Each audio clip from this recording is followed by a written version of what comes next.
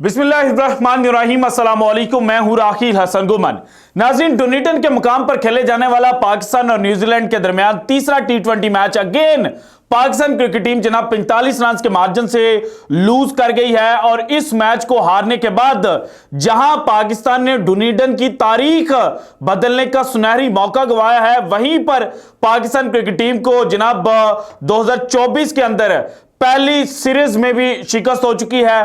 पाकिस्तान ने न्यूजीलैंड के साथ 5 टी20 मैचेस खेलने थे, 3-0 से जनाब अब जो बढ़तरी है वो न्यूजीलैंड के हाथ में चली गई है। और बाकी मांदा 2 मैचेस जो क्राइस्टचर्च के मुकाम पर खेले जाने हैं, अगर पाकिस्तान वो जीत भी जाता है तो फिर भी ये जो करंट टी20 सीरीज है ये न्यूजीलैंड के नाम ही रहेगी। और इस मैच में अगेन मोहम्मद हफीज जो पाकिस्तान टीम के डायरेक्टर कम कोच ज्यादा है, हालांकि उनका जनाब काम जो है वो डोमेस्टिक सतह पर और इंटरनेशनल सतह पर जो पॉलिसीज हैं वो बिल्डअप करनी है और पाकिस्तान की क्रिकेट को एक नए अरूज की तरफ पहुंचाना था।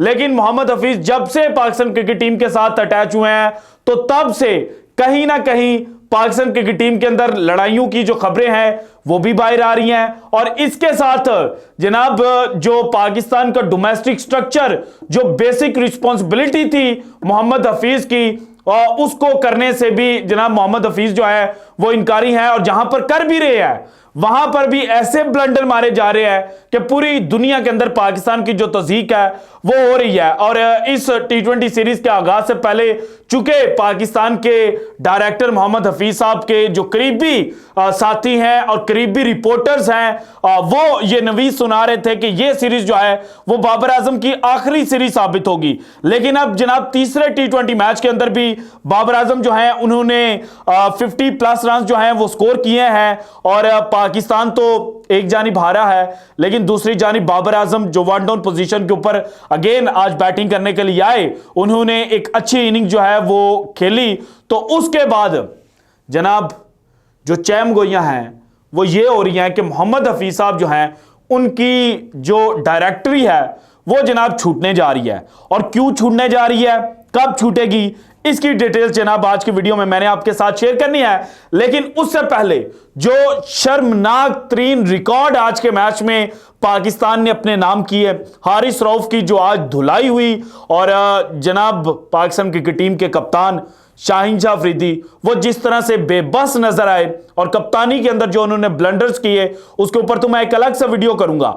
लेकिन जनाब यहां पर सबसे पहले जो मैच डिटेल्स हैं वो शेयर करना आपके साथ बड़ा इंपॉर्टेंट है, क्योंकि कुछ लोग आपसे चंद जनाब घंटों के बाद उठेंगे, स्कोर कार्ड वो देखेंगे, अच्छा कहेंगे न्यूजीलैंड ने जनाब 224 रन बनाए, पहले टी20 में 226 बनाए थे। पाकिस्तान की जो बॉलिंग लाइनअप है उन्होंने आज अच्छी बॉलिंग की और जनाब जो पहला टी20 मैच था उससे 2 रन कम जो है वो आज पाकिस्तान को पड़े हैं। और फिर जनाब जब पाकिस्तान की बैटिंग का वो स्कोर कार्ड देखेंगे तो बाबर आजम के नाम के साथ उनको 58 रन जो है वो लिखे हुए नजर आएंगे और 37 गेंदें जनाब साथ लिखी हुई नजर आएंगी। तो जो कंपैरिजन है वो ड्रॉ किया जाएगा कि देखें जो न्यूजीलैंड के फिन एलन हैं उन्होंने 200 से ज्यादा के स्ट्राइक रेट के साथ बैटिंग की है और पाकिस्तान के बाबर आजम जो है वो स्टैट पैटर बने हुए थे और वो सिर्फ अपने लिए जो एक सेल्फिश इनिंग है वो खेल रहे थे। तो भाईजान उनको जवाब देना बड़ा इंपॉर्टेंट है।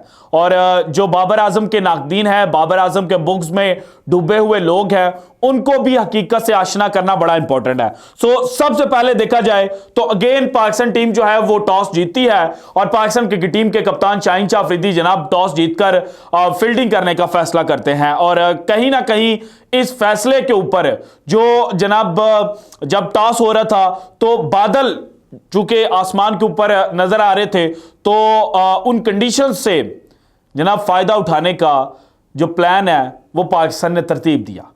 पहली बॉल जो शाहीन शाह अफरीदी करवाते हैं फिन एलन को, वो जनाब थोड़ी सी अंदर आती है लेकिन वहां पर भी बाउंड्री जो है वो फिन एलन को मिल जाती है। और उसके बाद फिर फिन एलन जो है वो पीछे मुड़कर देखते ही नहीं, जो बॉलर आता है उसकी जनाब धुलाई जो है वो शुरू कर देते हैं।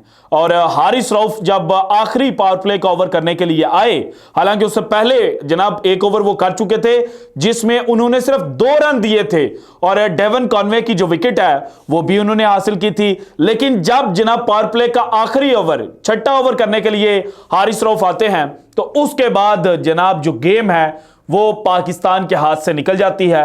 हारिस रऊफ को उस ओवर में 28 रन जो हैं वो जनाब फिन एलन मारते हैं और पावर प्ले के एंड पर जो न्यूजीलैंड है उसका स्कोर हो जाता है 67 रन्स 1 विकेट के नुकसान पर। हालांकि 5 ओवरों के अंदर सिर्फ 39 रन जो हैं वो जनाब न्यूजीलैंड ने स्कोर किए हुए थे। उसके बाद जनाब पावर प्ले जैसे ही खत्म होता है, नेक्स्ट ओवर करने के लिए नवाज आते हैं, नवाज अच्छा ओवर करते हैं। उसके बाद वसीम जूनियर आ जाते हैं, उनका भी ओवर अच्छा आता है। लेकिन जब अब मोहम्मद नवाज अपना दूसरा ओवर करने के लिए आते हैं तो वहां पर फिन एलन पहली ही गेंद पर उनको जनाब बाहर निकलकर खेलना शुरू कर देते हैं, क्योंकि जब नवाज ने पहला ओवर किया तो वहां पर बॉल जो थी वो ड्रिफ्ट हो रही थी।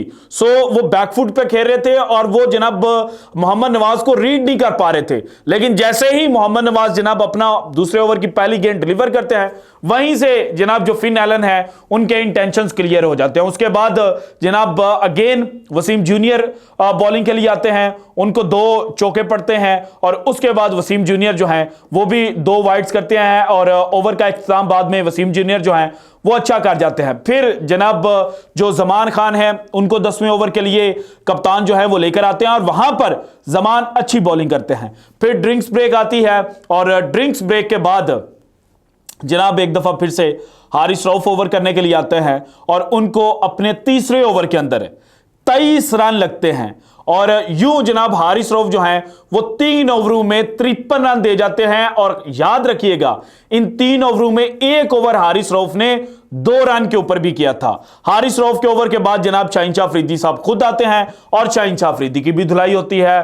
उसके बाद पाकिस्तान मुकम्मल बेबस नजर आता है और देन अगेन वसीम जूनियर आते हैं, वो वहां पर जनाब जो टीम से एफर्ट थे उनकी विकेट निकालते हैं और वहां से चीजें थोड़ी सी रिवर्स होना शुरू हो जाती हैं। लेकिन दूसरे एंड पर जनाब फिन एलन वो मार मार कर पाकिस्तान को सत्यानाश कर देते हैं।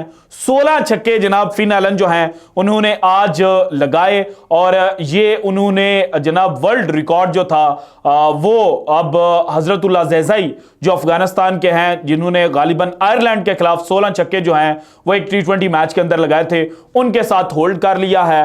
और पाकिस्तान के खिलाफ ये एक T20 इनिंग में किसी खिलाड़ी का सबसे ज्यादा रन बनाने का रिकॉर्ड जो है वो बन चुका है। इससे पहले पाकिस्तान के खिलाफ 2 सेंचुरीज जो है वो बनी थी।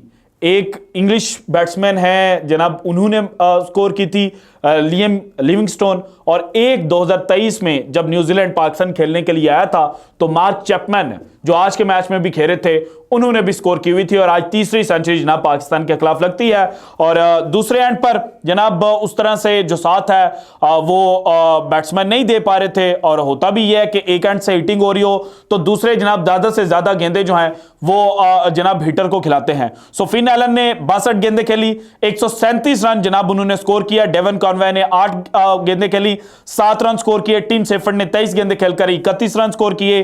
डैरल मिचेल 5 गेंदें खेलकर 8 रन बनाए। ग्लेन फिलिप्स 15 बॉलें खेली, 19 रन बनाए। मार्क चैपमैन 2 गेंदें खेली, 1 रन इन्होंने स्कोर किया। और मिचेल सैडनर जो है उन्होंने 2 गेंदें खेलकर 1 चौका जो है वो लगाया था।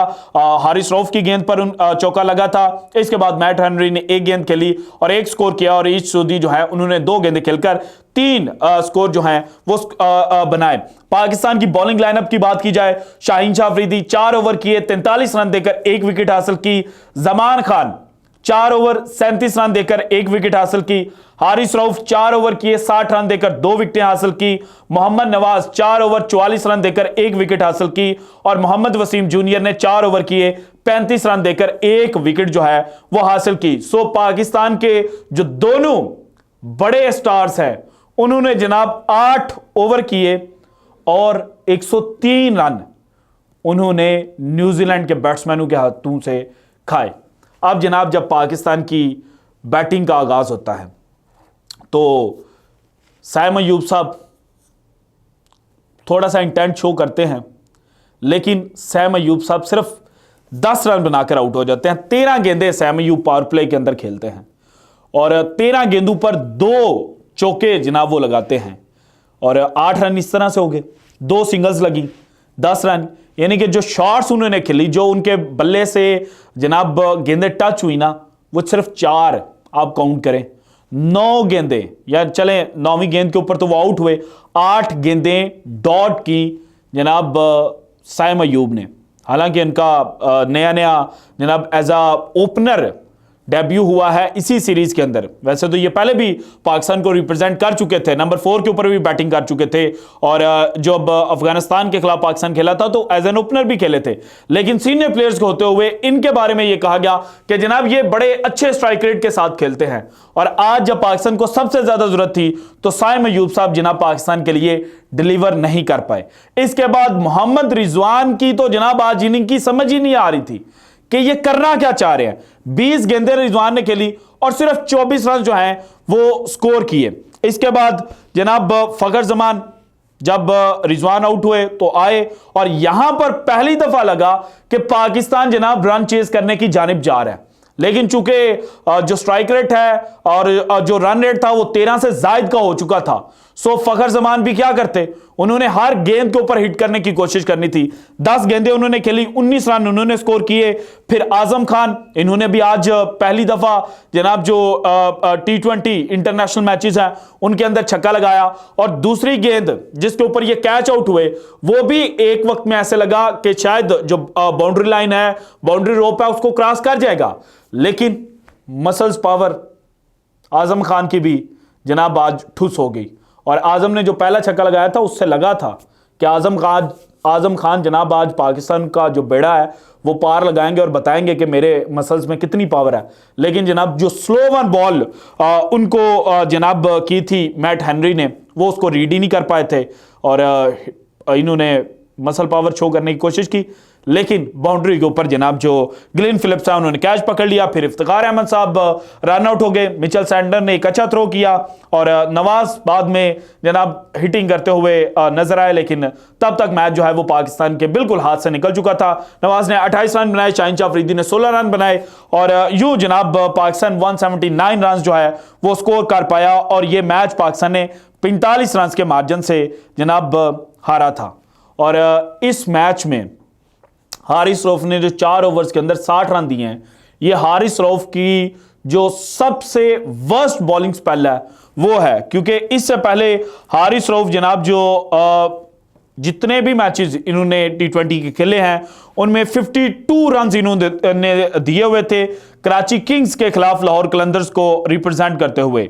और अगर जनाब इनकी जो बॉलिंग लाइनअप है बाकी मेन मैचेस के अंदर चेक किया जाए तो उसमें इन्होंने जनाब 44 रन जो थे वो दिए हुए थे अगेंस्ट न्यूजीलैंड, 48 दिए हुए थे इंग्लैंड के खिलाफ और अब 60 रन अगेन इन्होंने न्यूजीलैंड के खिलाफ दे दिए हैं। सो एक तो इनकी ये धुलाई हुई, फिर ये जो ड्यूनीडन का मुकाम था यहां पर पाकिस्तान तारीख बदल सकता था अगर पाकिस्तान जीत जाता, क्योंकि इस वेन्यू के ऊपर 20 मैचेस न्यूजीलैंड ने खेले हुए हैं और 15 मैचेस इन्होंने जीते हुए हैं और 5 ड्रॉ किए हुए हैं, यानी कि तीनों फॉर्मेट की बात कर रहा हूं, T20, ODI और टेस्ट। और अगर यहां पर पाकिस्तान न्यूजीलैंड को बीट कर देता तो इस तारीख पर पहली दफा कोई अवे टीम जो है वो होम साइड को शिकस्त देती, लेकिन पाकिस्तान का ये ख्वाब जनाब अगेन ख्वाब बनकर रह गया।